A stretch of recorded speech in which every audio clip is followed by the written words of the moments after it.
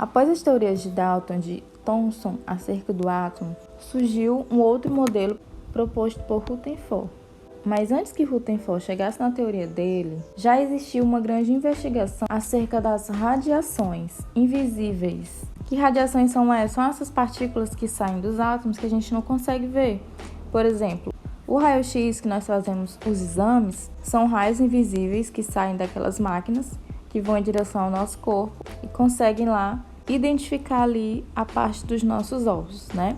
Além do raio-x, existem outros raios invisíveis.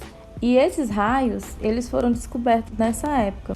Primeiro, começou com o físico francês Becquerel.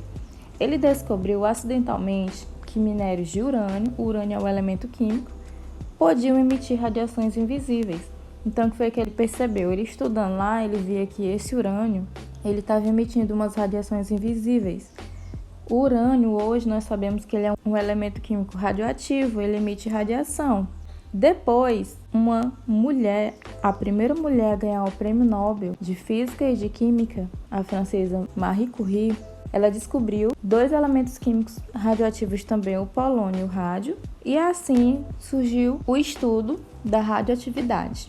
E então, um pouco mais para frente, o físico Rutherford, a partir desses estudos de radioatividade, ele descreveu que esses raios invisíveis poderiam ser de 2 tipos.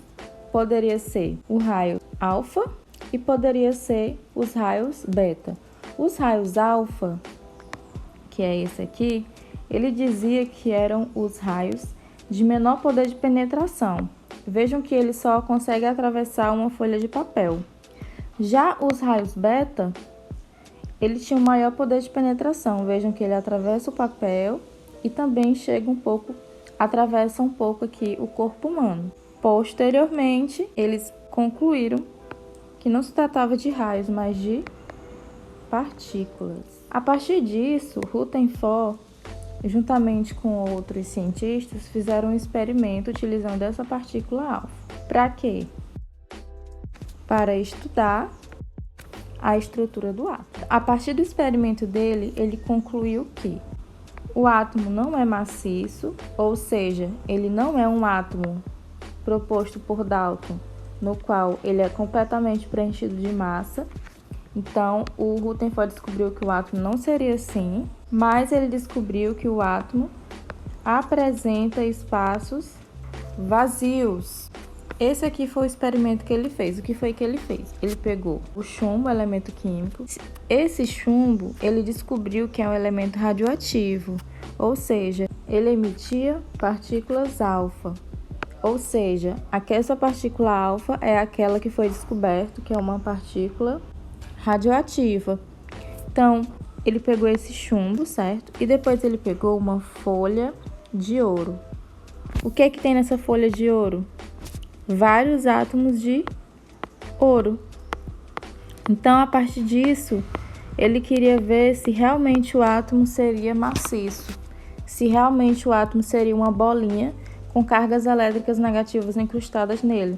Então, o que foi que ele fez?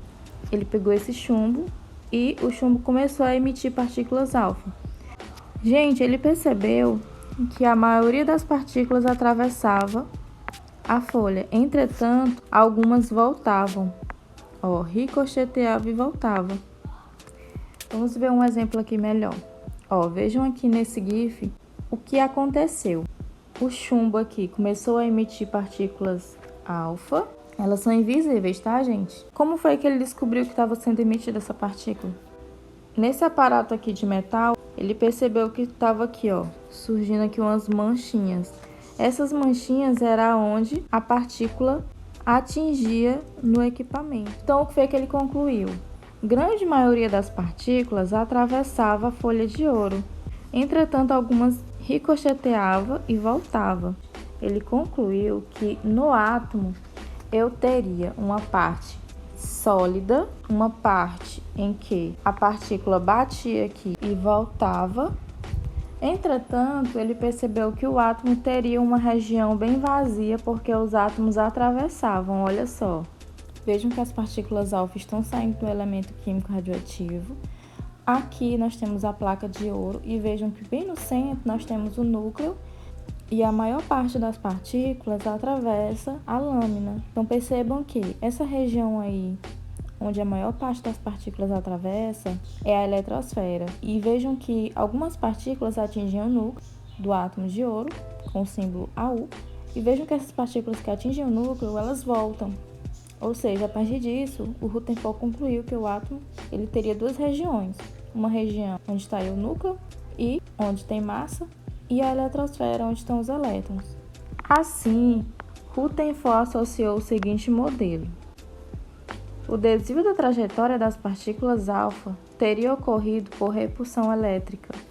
Algumas partículas alfa teriam sido ricocheteadas ao atingirem o núcleo, que tem carga positiva. Então, ele concluiu que no átomo existiria uma região pequena, que ele chamou de núcleo, e teria uma região grande. Esse núcleo, ele identificou que tem carga positiva. E onde estão os elétrons? Os elétrons estão aqui nessa região, ao lado do núcleo. O átomo não é maciço mais e nele existem grandes espaços vazios. Então, esse aqui, gente, ficou conhecido como o átomo segundo Rutherford. O átomo segundo Rutherford é completamente diferente do átomo de Dalton e do Thomson. Para ele, o átomo teria um núcleo muito pequeno, que tem cargas positivas, e teria uma região muito maior, que ele chamou de eletrosfera, onde os elétrons estavam. E como é que esses elétrons estão aqui, gente? Eles estão girando ao redor do núcleo, conforme vocês podem ver nesse GIF. De acordo com Rutherford, o átomo teria essa estrutura. Então, a maior parte do espaço do átomo é espaço vazio. Aonde está esse espaço vazio? Aqui na eletrosfera. No seu interior existe uma pequena região central positiva. Aqui, ó, ele disse que aqui no núcleo do átomo teriam partículas de carga positiva. Vejam que o Thomson não identificou essa carga positiva pequena. Para o Thomson, o átomo seria uma bolinha positiva e teria uns elétrons incrustados nessa parte positiva.